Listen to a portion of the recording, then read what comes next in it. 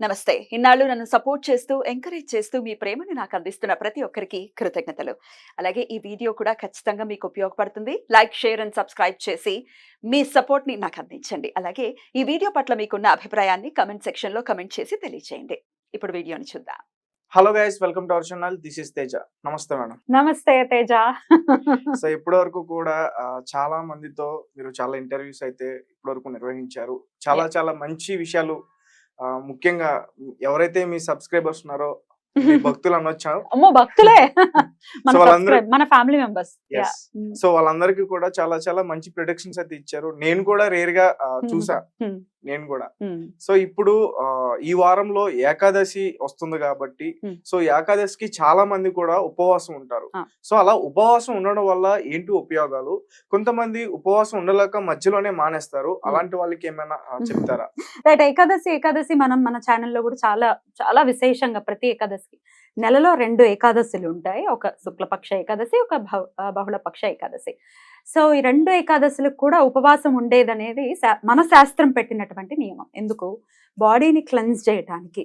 ఇప్పుడు మిషన్ కదా, ఒక బాడీని ఒక మిషన్ లాగా అనుకుంటే ఒక రెస్ట్ మోడ్ అనేది ఖచ్చితంగా ఇవ్వాలి. అండ్ ఎప్పుడు పడితే అప్పుడు ఉపవాసాలు ఉండడం అనేది గృహస్థాశ్రమంలో ఉండే వాళ్ళకి చెయ్యకూడదు. అంటే ఎప్పుడు పడితే అప్పుడు మనం అనుకున్నాం కదా అని, లేకపోతే ఈ వారం చేసేద్దాం, ఆ వారం చేసేద్దాం, చాలా మంది అనుకుంటారు. చేయటం వల్ల తప్ప ఒప్ప అనేది పక్కన పెడితే అసలు శాస్త్రం ఏం చెప్పింది అనేది ఆలోచిస్తే ఏకాదశికి మాత్రమే ఉపవాస దీక్షలు అనేవి ఖచ్చితంగా చెప్పింది. సో ఏకాదశి నాడు మనం ఉపవాసం కనుక ఉంటే బాడీకి రెస్ట్ ఇస్తే క్లెన్స్ అవుతుంది. బాడీ క్లెన్స్ అవుతే మళ్ళీ రీఛార్జ్ అవుతుంది. సేమ్ మన వైరస్ ఎలా తీసేస్తాం ఫోన్స్ లో నుంచి, సిస్టమ్స్ లో నుంచి, అలాగే మన బాడీకి వాటర్ ఇస్తూ దాన్ని చక్కగా క్లెన్స్ చేస్తే కొన్ని నిర్జల ఏకాదశులు వస్తాయి. 2 నిర్జల ఏకాదశులు వస్తాయి. అప్పుడు వాటర్ కూడా తీసుకోరు. అది ఇప్పుడు రాదు. ఇప్పుడంటే ఎండాకాలం కాబట్టి ఇప్పుడు రాదు. సో నిర్జల ఏకాదశి అప్పుడు వాటర్ కూడా తీసుకోరు. సో జనరల్ గా ఏకాదశులకి ఖచ్చితంగా కనుక ఉపవాసం ఉంటే మన ఆరోగ్యం చాలా చక్కగా పటిష్టంగా ఉంటాము. మనము ఆరోగ్యం రీత్యా ఏదైనా సమస్యలు ఎదుర్కొనే పరిస్థితులు ఉంటే వాటిని ఖచ్చితంగా మనం అధిగమిస్తాం ఈ ఏకాదశులకు కనుక ఉపవాసం ఉంటే అనేది మన శాస్త్రం చెప్తోంది. శాస్త్రంలో ఎంతో శాస్త్రీయత ఉంది, బోల్డ్ అంత సైన్స్ ఉంది. సో అది మనకి తెలియనంత ఇలా చెప్తే ఏది దేవుడు, పూజ, లేకపోతే చక్కగా పవిత్రంగా ఉండ, ఇలా చెప్తే మనకి బాగా మెదడులోకి వెళ్తుంది. ఫాలో చేసేవాళ్ళు ఇంకాస్త కాన్సన్ట్రేటెడ్ గా చేస్తారు అని మన పెద్దవాళ్ళు పెట్టి ఉండొచ్చు. సో ఖచ్చితంగా మీరు దేవుణ్ణి నమ్మినా నమ్మకపోయినా ఉపవాసం అనేది చేస్తే మటుకు అది మనకే, ఆయనకి వచ్చేది ఏంటి? అసలు ఆయనకు వచ్చేది ఏం లేదు. సాధారణంగా చాలా మంది కూడా అంటే ఉపవాసం ఉంటే మన కోరికలు తీరుతాయి, మనం అనుకున్నది నెరవేరుతుంది, సో అలా అనుకుంటారు. సో అంటే ఇప్పుడు మీరు చెప్పిన తర్వాత అర్థం అవుతుంది నాకు. అంటే మన కోసమే ఉపవాసం ఉండాలి, మన హెల్త్ డెఫినెట్లీ. కోరిక అంటూ మనం కోరుకోవాలంటే మనకి పెద్దవాళ్ళు ఆశీర్వచనం చూస్తే కనుక ఆయురారోగ్యాలతో అని మొదలు పెడతారు. అంటే అసలు సిసలు కోరిక ఏదైనా భగవంతుడిని కోరుకోవాలి అంటే అది ఆరోగ్యమే. ఎందుకంటే ఆరోగ్యాన్ని మించినటువంటి ఐశ్వర్యం ఇంకోటి ఉండదు. ఆరోగ్యం లేని వాళ్ళకి తెలుస్తుంది, అరే మాకు ఆరోగ్యం ఉంటే చాలు, ఇంకేది వద్దు అని అంటారు. అది శారీరక ఆరోగ్యం అనుకోవచ్చు, మానసిక ఆరోగ్యం అనుకోవచ్చు. నిజంగా మనం హెల్దీగా ఉంటే మన బ్రెయిన్ చాలా చక్కగా పనిచేస్తే మనం బాగా సంపాదించుకుంటాం కదా, వేరే కోరికలకి కాదు. మనం నిజంగా కోరుకోవాలంటే ఆరోగ్యం గురించే కోరుకోవాలనేది నా భావన. అలాగే ఇంకా రకరకాల కోరికలు కూడా. విష్ణుమూర్తికి ప్రీతికరమైనటువంటి ఈ ఏకాదశి, స్థితికారకుడైన విష్ణువు ఇవ్వనటువంటి తీర్చనటువంటి కోరిక అంటూ ఏం లేదు. చాలా మంది రకరకాల కోరికల రీత్యా కూడా చేస్తూ ఉంటారు. కానీ ఏకాదశి ఉపవాసానికి ఉన్నటువంటి ప్రధాన ఉద్దేశం ఏంటి అంటే ఆరోగ్యాన్ని సముపార్జించుకోవటం కోసం మాత్రమే. ఇప్పుడు నన్ను ఎందుకు అడుగుతున్నా ఇవన్నీ? అది చెప్పముందు. అంటే సాధారణంగా ఇప్పుడు మాలాంటి యంగ్ జనరేషన్స్ ఉంటారు కదా మేడం, సో వాళ్ళందరూ కూడా ఇంట్లో వాళ్ళ పెద్దవాళ్ళు చెప్తా గానీ, వాళ్ళ అమ్మ చెప్తా గానీ వింటూ ఉంటారు. సో అంటే ఎర్లీ మార్నింగ్ లేచి ఏదో ఒక ఫుడ్ తినేసి దాని తర్వాత స్నానం చేసి, సో ఈవినింగ్ వరకు కూడా వెయిట్ చేసి అట్లా, అవి ఉపవాసాల కిందకి రావు. అది మన శాస్త్రంలో లేదు, మన హైందవంలో అయితే అలాంటిది లేదు. అంటే పొద్దున్నే తినేది ఒక సందర్భంలో తింటాం, అట్ల తద్ది అని చేస్తారు. తెలుసు కదా, ఆడపిల్లలు అది గోరింటాకు పెట్టుకుని చెద్దన్నం తిని ఉయ్యాలు లూగుతూ అది మాత్రం ఎర్లీ మార్నింగ్ తినేస్తారు. అదొకటే తప్ప తినేసిన తర్వాత ఉపవాసం అనేది మన ధర్మంలో అయితే లేదు అనేది నా నాలెడ్జ్ లో నాకు ఉన్నటువంటి విషయం, తెలిసిన విషయము. Hmm. ఇందుకే నేను అడిగింది చెప్పలేదు తేజ, నన్ను ఎందుకు అడుగుతున్నావు ఇప్పుడు ఇవి? అంటే ప్రతిసారి కూడా మీరు ఉపవాసాలు అవి చేస్తూ ఉంటారు అలాగే ఓన్లీ ఏకాదశికే చేస్తూ ఉంటారు. ఓకే అంటే అది వచ్చినప్పుడు చేస్తూ ఉంటారు, చాలా మంది కూడా చెప్తా ఉంటారు కదా, సో అందు గురించి అడుగుతున్నా. డెఫినెట్లీ నేను 24 ఏకాదశులు చేయాలని సంకల్పించుకున్నాను. నేను పంచాంగాలు చదువుతూ ఉంటాను కదా, డైలీ మన ప్రేక్షకుల కోసం చదువుతూ ఉంటాను కదా, అందులో ఒక పర్టికులర్ డే అప్పుడు ఇది మార్గశీర్ష మాసంలో అనుకుంటా, దానికన్నా ముందు ఇప్పటి నుంచి 1 year పాటు చెయ్యాలి అని చెప్పి నేను చదవటం జరిగింది. అంటే సంవత్సరం మొత్తం కూడా 24 ఉంటాయి. 24 అంతే కదా, నెలకి 2 కదా, 24 ఏకాదశులు, 12 ఏళ్ళు 24 కదా, 24 అధిక మాసం వచ్చినప్పుడు ఇంకో 2 ఎక్స్ట్రా అవుతాయి, 26 అవుతాయి. సో సరే చేద్దాము, మన కోసమే కదా మన ధర్మం చెప్పింది, ఇదైనా చేయకపోతే ఎట్లా, ఇప్పుడు వయసులో ఉన్నప్పుడే చేయకపోతే, మనం వయసులో ఉన్నప్పుడు సంస్కరించుకోవాలి మనసుని కదా, at one point of time ఖచ్చితంగా మనం ఈ వే కాదు, ఇంకొక వే ఏదో ఉంది అని మెల్లగా మనం అటు డ్రైవ్ చేస్తే మెల్లమెల్లగా అలవాటైపోయి మనసు తర్వాత చెప్పటం మొదలు పెడుతుంది, ఏకాదశి ఉపవాసం ఉండు అని. ముందేమో వద్దులే అబ్బాయి ఏకాదశి ఉపవాసం అని మనం ఏమైనా ముసలోళ్ళమా అని అంటారు. కాదు, ముసలోళ్ళు అయిన తర్వాత ఎలా అలవాటు వస్తుంది, ముందు నుంచి చేస్తేనే కదా అలవాటు వస్తుంది. LKG నుంచి చదివిన తర్వాతే కదా పీజీ అవుతుంది. డైరెక్ట్ గా పీజీ చేసేద్దామంటే కుదరని పని. అందుకని ప్రతి ఏకాదశికి ఖచ్చితంగా ఉపవాసం ఉండటం అనేది ఖచ్చితంగా నేను అలవర్చుకున్నాను, చేస్తున్నాను, అది ఈశ్వర కృపతో. ఓకే, అంటే ఆ రోజును అంటే ఎవరిని పూజించాలి? విష్ణుమూర్తిని మాత్రమే. విష్ణుమూర్తిని పూజిస్తే శివయ్యకి ఇష్టం, శివుడిని పూజిస్తే విష్ణుమూర్తికి ఇష్టం, వాళ్ళిద్దరికి అభేదం కాబట్టి ప్రత్యేకించి ఏకాదశి వ్రతం మాత్రం విష్ణుమూర్తి కోసం చేస్తాం అన్నమాట.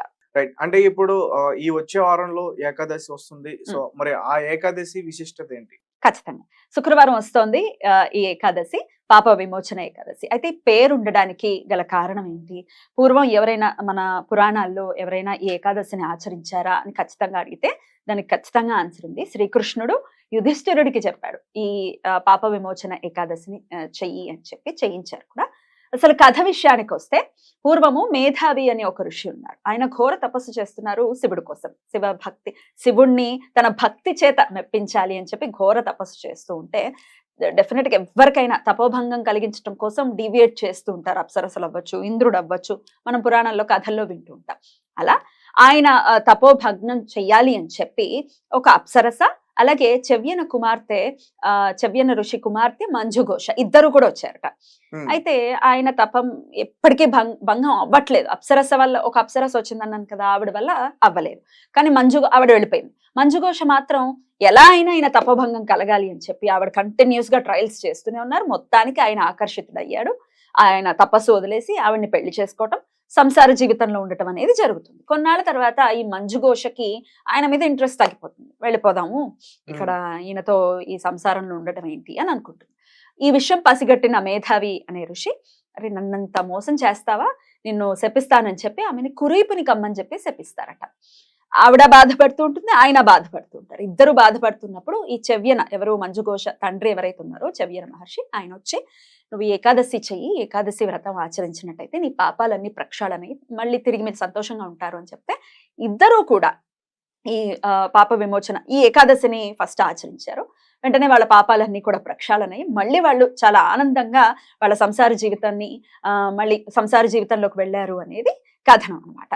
అందుకని వాళ్ళ పాపాలు విమోచనం అయ్యాయి కాబట్టి దీని పేరు పాప విమోచని ఏకాదశి అని అప్పటి నుంచి పేరు స్థిరపడింది అనేది పురాణ కథనం. సో అలా ఈ ఏకాదశికి ఎవరైతే ఉపవాసం ఉంటారో భార్యాభర్తలు ఇరువురు కూడా, డెఫినెట్ గా ఇవాళ రేపు మనం చూస్తున్నాం కదా, ఇద్దరికి సఖ్యతా లోపాలు అయితే ఖచ్చితంగా ఉన్నాయి. ఒకరి మాట ఒకరికి అర్థం కాదు, మిస్అండర్స్టాండింగ్స్ ఉన్నాయి, ఈగో ప్రాబ్లమ్స్ ఉన్నాయి, విడిపోవటమే అన్నిటికీ ఆన్సర్ అని అనుకుంటూ ఉన్నారు. ఒక్కొక్కరికి ఇద్దరికి ఒకే ఫీలింగ్ ఉండదు, ఒకరికి కలిసి ఉండాలని ఉంటుంది, పుట్టింట్లో వదిలేస్తారు, చాలా చాలా కేసెస్ ఉన్నాయి ఇట్లాంటివి. సో ఇద్దరికి సఖ్యత బాగా ఉండాలి, నా భర్త నా మాట వినాలి, లేకపోతే నా భార్య నాకు అనుకువగా ఉండాలి అని అనుకున్నప్పుడు ఖచ్చితంగా ఈ పాప విమోచన ఏకాదశి వ్రతాన్ని ఆచరించి, అంటే పొద్దునుంచి ఉపవాసం ఉండి ఇద్దరు కూడా శ్రీ రమా సహిత సత్యనారాయణ స్వామి వ్రతాన్ని కనుక ఆచరిస్తే ఖచ్చితంగా సఖ్యతా లోపం అనేది పోయి ఇద్దరి మధ్య మంచి సఖ్యత వచ్చి చాలా ఆనందంగా ఉంటారు. ఓకే మేడం, ఆ కథ అయితే మాత్రం చాలా చక్కగా వివరించారు. మరి ఈ ఉపవాసాన్ని ఎలా పాటించాలి, ఎప్పుడు స్టార్ట్ చేయాలి? అయితే శుక్రవారం వస్తోంది కదా ఏకాదశి, ద్వాదశి ఘడియతో కలిసి ఉన్నటువంటి ఏకాదశినే చెయ్యాలి అనేది చెప్తూ ఉంటారు పెద్దవాళ్ళు. అయితే శుక్రవారం ఉంది ఏకాదశి, అయితే మనం గురువారం రాత్రి అంటే దశమి ఘడియల్లో ఖచ్చితంగా ఉపవాసం ఉండాలి. రేపు ఏకాదశి అనుకో, ముందు రోజు నైట్ మనం ఏదో టిఫిన్ చేసి ఉండాలి, మళ్ళీ అన్నాలు తినేయకుండా టిఫిన్ చేసి ఉండి మరునాడు మొత్తం రోజంతా ఏంటి మొత్తం డే అంతా కూడా ఉపవాసం ఉండాలి.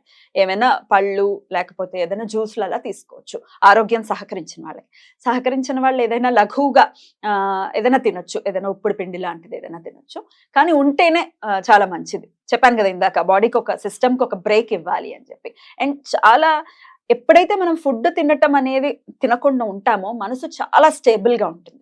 మనం ఏదైతే ఫుడ్ తింటామో డెఫినెట్గా దాని ఇంపాక్ట్ మనసు మీద ఉంటుంది, కదిలిపోతూ ఉంటుంది, రకరకాల ఆలోచనలు వస్తుంటాయి. అందుకే సాత్విక ఆహారం చేయండి, భుజించండి అని చెప్తుంటారు. ఎందుకంటే సాత్విక ఆహారంలో అంత మనల్ని మనసుని కదిపేసేటటువంటి, ఇప్పుడు మసాలాలు ఉన్నాయి, ఒక్కోసారి కడుపు మంట వస్తుంది. కడుపు మంట వస్తే ఎంత ఇరిటేటింగ్ గా ఫీల్ అవుతూ ఉంటాం. ఏమో బాగున్నావా అంటే కూడా వేరేలాగా వినపడుతుంది. ఏంటి నన్ను బాగున్నావా అని కళ్ళు కనిపించలేదా అని అడుగుతాం, ఎందుకంటే లోపల ప్రాబ్లం ఉంది. అదే సాత్విక ఆహారం, మన పెరగన్నం తిన్నాం, చల్లగా కడుపులో ఉంది, లోపల అంతా బాగుంది, సిస్టమ్ అంతా బాగుంది. మనం ఒకవేళ వాళ్ళు వేరేలాగా మాట్లాడినా కూడా మనకు కరెక్ట్ గా అర్థమవుతుంది. ఒకవేళ అలా అన్నా కూడా మనం అర్థం చేసుకుంటాం కదా.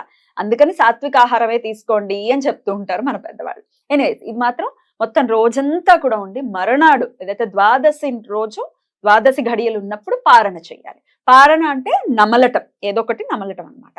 సో పారణ చేసేటప్పుడు ముందుగా మర్నాడే కాబట్టి, మర్నాడు ఈ ఏకాదశికి అయితే మర్నాడు ఉదయం 8:35 ద్వాదశి పారణ ఉంది కాబట్టి, ద్వాదశి ఉంది కాబట్టి ఆ సమయంలో పారణ చేయాలంటే పొద్దున్నే లేచేసి చక్కగా షడ్రసోపేతమైనటువంటి వీలైతే బోళ్ళని రకాలన్నీ వండుకుని ముందు స్వామికి ప్రసాదం పెట్టి ఆ తర్వాత మనం స్వీకరించటం కంటే ముందు ఇంకా ఓపిక ఉంది అంటే ఎవరికైనా అన్నం పెట్టి, లేకపోతే గుళ్ళోనో ఎక్కడైనా యాచకులకు కానీ ఎవరికైనా అన్నం పెట్టి మనం స్వీకరించడం అనేది చేస్తే అక్కడితో మన ఏకాదశి వ్రతం పూర్తవుతుంది అనేది నేను విన్నాను.